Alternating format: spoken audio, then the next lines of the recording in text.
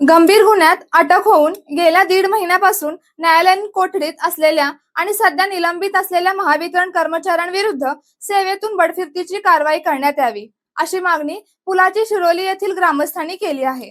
याबाबत महाराष्ट्र राज्य वीज वितरण कंपनीच्या अधीक्षक अभियंत्यांना निवेदन देण्यात आले असून 15 दिवसांच्या आत योग्य निर्णय न झाल्यास लोकशाही मार्गाने तीव्र आंदोलन छेडण्याची इशाराही देण्यात आला आहे।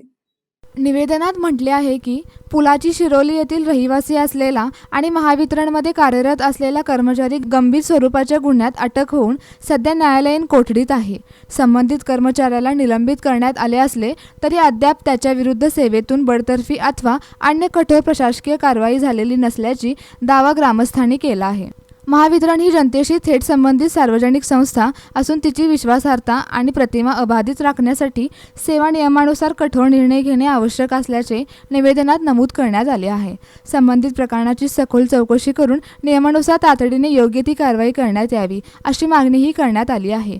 तसेच 15 दिवसांच्या आत समाधानकारक कारवाई न झाल्यास महावितरण कार्यालयासमोर धरणे आंदोलन, मोर्चा, निवेदन तसेच आणि लोकशाही मार्गाने तीव्र आंदोलन करण्यात येईल असा इशारा ग्रामस्थांनी दिला आहे।